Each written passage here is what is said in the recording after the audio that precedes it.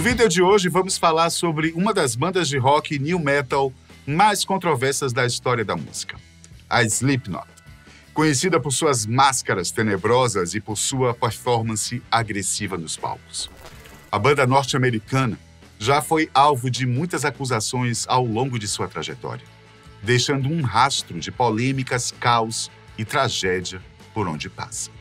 Muitos dizem que isso se deve aos pactos que eles fizeram com o maligno para obter o sucesso. Outros acham que não é nada demais e que eventos assim poderiam acontecer com qualquer um que se dispõe a enfrentar os riscos de uma carreira de êxitos e fama. Bom, isso é algo complexo e por isso vamos deixar para você decidir. Mas para te ajudar, vamos te apresentar as principais controvérsias e tragédias que aconteceram ao longo da existência da banda. A primeira versão do grupo foi criada em 1995 e se chamava The Pale Ones, ou Os Pálidos, numa tradução direta. Nela já estavam presentes Shawn Crahan, o palhaço, que na época tocava bateria, mas depois passou para a percussão, e Paul Gray, que tocava baixo e teve um papel fundamental na formação e no sucesso da banda. Eles começaram a fazer pequenos shows em Des Moines, cidade do estado de Iowa, lar de basicamente todos os primeiros integrantes do conjunto. Foram muitos, pessoal. Na busca de sua identidade visual, musical e ideológica, eles passaram por várias mudanças. Convidaram vários membros enquanto outros iam saindo, até chegar no formato em que nós conhecemos. As admissões mais relevantes foram de Joey Jordison, que se tornou baterista oficial, Corey Taylor, que fixou seu lugar como vocalista, Mick Thompson, que ainda hoje é o guitarrista, Chris Fenn, percussionista que seria alvo de uma das maiores polêmicas da banda. Os músicos gravaram algumas demos, continuaram com os pequenos shows e passaram a ser reconhecidos localmente. No ano seguinte, em 96, eles assumiram o nome Slipknot, que era o título de uma das músicas criadas, e começaram a gravar o primeiro álbum de estúdio. Neste ano, eles também fizeram a primeira apresentação oficial do novo grupo, e nela começou a surgir aquilo que seria a marca registrada para sempre: as máscaras e os macacões. A ideia das máscaras surgiu com Shawn, o percussionista. Ele contou que um dia estava passeando em um shopping com sua namorada e viu uma máscara medonha de palhaço em uma loja que vendia artigos decorativos de Halloween. Ele decidiu comprar o adereço que custava exatamente a quantia que ele tinha no bolso, $50, deixando ele e a companheira sem almoço naquele dia. Tempos depois, enquanto estavam ensaiando para o primeiro show, os integrantes começaram a conversar sobre como se vestiriam para a apresentação. E Shawn me mostrou a máscara, dizendo que iria vesti-la no palco e em todos os ensaios futuros. Nem todos concordaram com a ideia, mas ele estava irredutível. Iria usá-la mesmo que fosse o único mascarado naquela noite.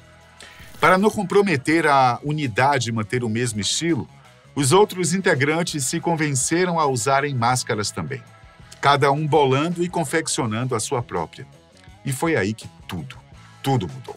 Nesta época, eles já estavam chegando no consenso de usar os macacões industriais, que refletiam o estilo de sua música, ou nu metal, que tem influências no hard rock, heavy metal, hip hop e da estética e sonorização industrial. Algo que surgiu naquela época e ficou bastante popular, especialmente por influência da banda. Mas mesmo que inicialmente as máscaras não tenham sido um acordo entre os integrantes, como foi o vestuário, todos se surpreenderam a usá-las pela primeira vez. Tanto que nunca a abandonaram e por muito tempo sequer mostraram seus rostos verdadeiros, sendo as únicas faces apresentadas ao público durante boa parte de sua jornada. Os músicos sentiram que, ao estarem fantasiados, a qualidade de suas músicas mudou, melhorando consideravelmente, pois tirava qualquer vaidade de querer vender sua estética pessoal. As pessoas não poderiam vê-los, por isso teriam que prestar atenção nas letras e melodias, que era realmente o que importava para eles. Além disso, as máscaras deram a eles uma nova persona, alguém que eles poderiam ser além deles mesmos, se transformando no palco e tendo liberdade para ser e fazer o que eles realmente queriam. Isso, inclusive, fez com que elas mudassem bastante ao longo dos anos.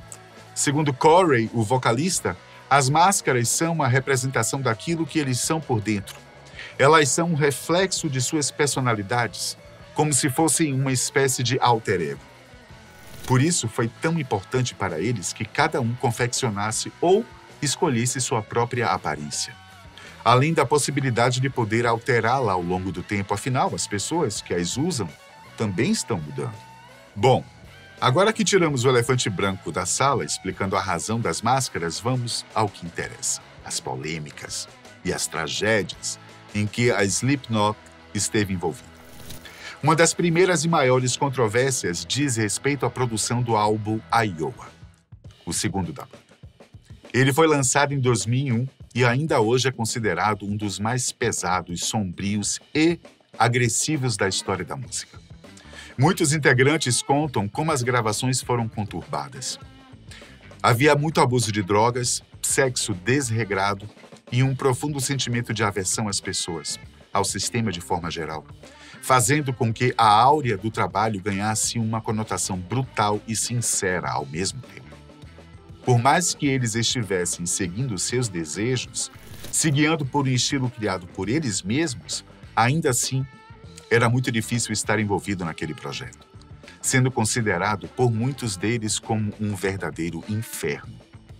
Muitos integrantes da banda sofriam com dependência e abuso de várias substâncias, e isso se agravou muito nesse período. Tudo isso, aliado à intensa rotina provocada pela agenda de shows, fez com que se gerasse um clima bastante hostil.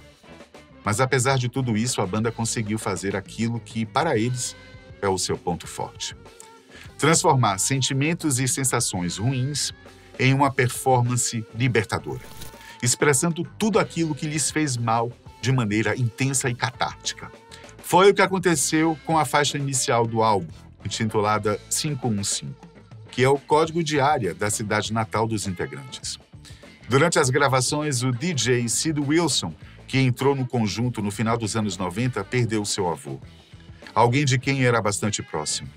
Sentindo a dor do luto e sem saber como fazê-la passar, ele entrou no estúdio, agarrou o microfone e começou a gritar a palavra morte com todas as suas entranhas.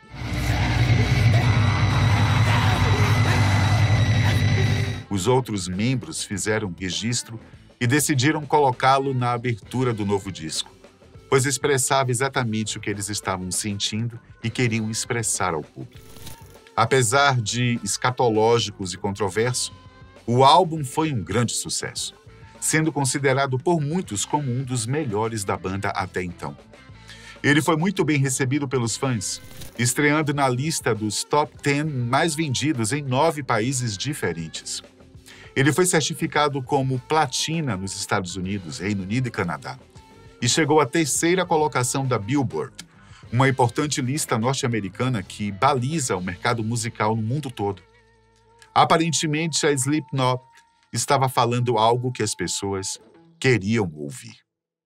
Outra polêmica que por pouco não acabou em tragédia várias vezes é o comportamento dos músicos durante as apresentações.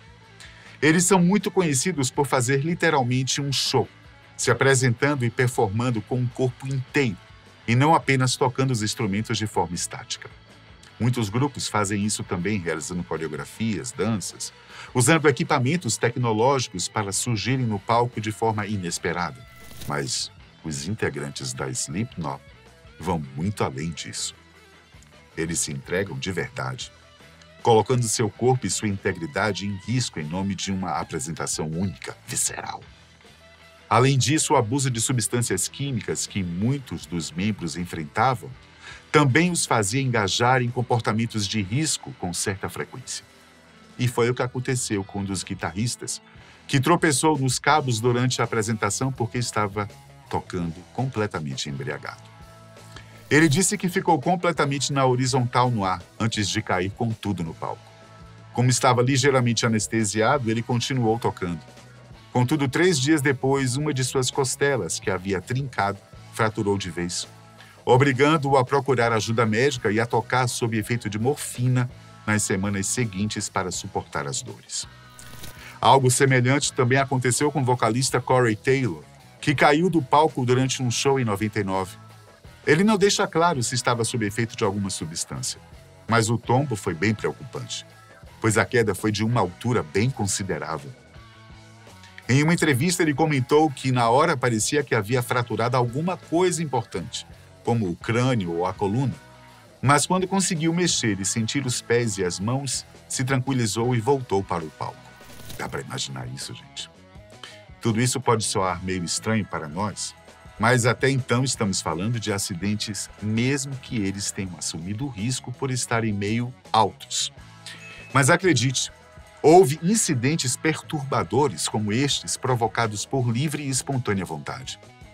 Na verdade, é provável que não tenha sido um desejo assim tão direto, só que o risco assumido era muito mais alto. Acontece que alguns integrantes, como o percussionista Shawn e o DJ Sid Wilson, são conhecidos por serem os mais insanos da banda. Eles levam as apresentações ao máximo, de fato, se arremessando no chão, pulando de lugares altos, sendo pendurados em plataformas elevadas, enfim. Tudo isso, é claro, gerou diversas consequências ao longo dos anos, sobretudo porque eles já não são mais tão novinhos. O palhaço, um dos membros mais antigos, diz como seu corpo é repleto de cicatrizes por conta das peripécias feitas nos palcos. Mas uma delas quase foi longe demais. O percussionista tinha o hábito de se jogar de cabeça em latas de lixo durante as apresentações. Provavelmente foi algo que surgiu em um improviso, mas acabou se tornando uma marca registrada. Algo que ele precisava fazer todas as vezes que subia nos palcos. Como parte da performance, ele se jogava no chão imitando espasmos. E apesar da cena grotesca, todos sabiam que fazia parte do espetáculo. Certa vez, depois de ter se jogado como costumava fazer, o palhaço ficou se debatendo dentro da lata de lixo, o que já era esperado pelo público. Só que depois de um tempo, a atração parecia estar durando um pouco mais do que o normal. E quando foram conferir, o latão estava cheio de água. O músico quase se afogou por não conseguir sair e não conseguir avisar o que estava acontecendo. Felizmente, ele foi retirado a tempo e socorrido às pressas, recebendo oxigênio de uma equipe de salvamento que cobria o evento. Mas essa aí foi por pouco, viu? Mas não demorou muito para que uma verdadeira tragédia cruzasse o caminho da Slipknot. Em 2010, o baixista e um dos fundadores da banda, Paul Gray, foi encontrado morto em um quarto de hotel. Ele tinha apenas 38 anos e deixou sua esposa, Brenna Gray, que estava grávida de 5 meses. O laudo pericial apontou que a causa da morte foi uma overdose, mas acidental, pois foram encontradas altas doses de morfina e fentanil em seu sangue. Paul enfrentou problemas com o uso de entorpecentes por muito tempo.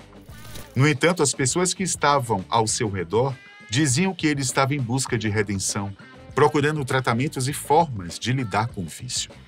A família disse que ele buscou o tratamento médico e foi o profissional que receitou as substâncias que o fizeram entrar em colapso naquele dia. Os familiares entraram com uma ação que se estendeu até 2016, quando finalmente houve um acordo judicial entre as partes. Contudo, o baque sentido pelos outros integrantes foi muito grande. Além de ser um dos fundadores, Gray sustentava o vocal em diversas músicas, ajudava nas composições e era como um pilar para os outros membros. Mesmo com os burburinhos de que a banda iria acabar, eles anunciaram que seguiriam com o projeto, pois era isso que Paul gostaria que fizessem. E para isso eles chamaram Donnie Steele, aquele mesmo integrante que estava na formação original e que saiu porque o estilo da banda feria seus princípios morais. Eles voltaram aos palcos em 2011, mas ficaram um tempo sem lançar novos álbuns, até que pudessem se recuperar totalmente. Donnie permaneceu até 2014, mas não fazia parte das performances, tocando apenas atrás dos palcos. Ele foi substituído por Alessandro Venturella, que permanece na banda até os dias atuais. Mas no meio desta transição, a Slipknot precisou lidar com outra perda substancial. Em 2013, eles anunciaram a saída do baterista Joey Jordison. mais um dos fundadores originais do grupo. Na ocasião, eles lamentaram a situação, assim como fez Joe em suas redes sociais. Naquele momento, só diziam que a decisão foi tomada por motivos pessoais, até que se descobriu que ele estava sofrendo os sintomas de uma doença neurológica chamada mielite transversa, que comprometeu os movimentos de suas pernas e o impediam de manter a mesma performance dos últimos 18 anos, que inclusive fizeram-no ser considerado um dos melhores bateristas de todos os tempos. A mielite transversal é uma doença degenerativa, isto é, ela vai progredindo ao longo dos anos e não tem cura. Apenas tratamentos que visam desacelerar o acometimento. Como o desempenho do baterista era muito frenético, sendo conhecido por seus solos velozes e por tocar até de cabeça para baixo, era inviável sua permanência na banda. E todos sabiam disso. Mesmo assim, ele continuou no mundo da música, tocando como guitarrista em outros conjuntos, algo que ainda era possível para ele. Infelizmente, Joey faleceu em 2021 em decorrência de complicações de sua enfermidade. Vamos saltar alguns anos na história da banda, até 2019, quando um dos integrantes resolveu mover um processo contra os companheiros. Este é um dos escândalos mais recentes envolvendo os mascarados e gerou muita controvérsias e discórdia entre eles. A batalha judicial começou com Chris Fehn, que era um dos percussionistas do grupo. Ele fez isso pois considerava que não havia sido remunerado corretamente ao longo dos 20 anos. E apontou que alguns integrantes deviam estar sonegando ou desviando parte do que era arrecadado com os shows e com os álbuns. Assim que a ação foi movida, ele foi retirado do conjunto pelos outros participantes, claro, pois seria absolutamente inviável conviver e produzir com esse climão, não é não? A questão é que, além de indicar os ex-companheiros por teoricamente não receber aquilo que lhe era devido, ele também fez denúncias graves sobre quebra de contrato e enriquecimento ilícito, algo que poderia prejudicá-los de maneira irreversível. Pouco tempo depois, o empresário da banda, Robert Shore, veio a público prestar contas de que a diferença salarial entre os membros se devia ao fato de que Chris Fehn nunca havia sido sócio fundador, mesmo estando no grupo por tantos anos. Seu contrato explicava que ele era um músico contratado, como se prestasse serviço a Slipknot, e por isso não teria direito a participar de todos os lucros. No final de 2020, Chris Fehn abriu mão do processo de forma espontânea, aparentando estar arrependido da decisão. Ele ainda disse que tem esperanças de voltar ao elenco da banda, mas é pouco provável que isso vá acontecer.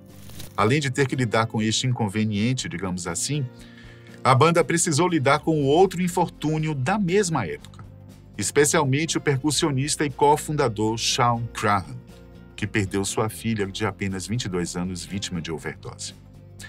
Isso fez com que tudo fosse ainda mais difícil e dolorido. Ainda mais porque esse estigma parece perseguir a banda, seus integrantes e as pessoas que estão próximas a eles. Gabrielle Crahan já havia reconhecido o seu problema e chegou a postar em suas redes uma medalha com o número 5, indicando que estava participando de grupos de reabilitação e que estava há 5 meses limpa.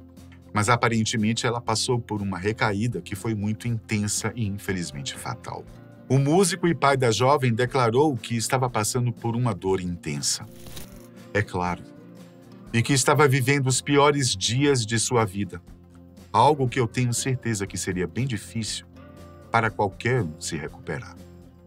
Talvez todas essas tribulações e históricos problemáticos possam ser reflexos de pactos sombrios, escolhas erradas dos integrantes ao longo da vida, produtos da indústria cruel do mundo do entretenimento ou apenas o escancaramento da natureza humana, nua e crua, que é tão encoberta por nós, mas que veio à tona nas verdades cantadas pelo Slipknot. E você? Qual é a sua opinião sobre isso? Eu fico por aqui. Até a próxima.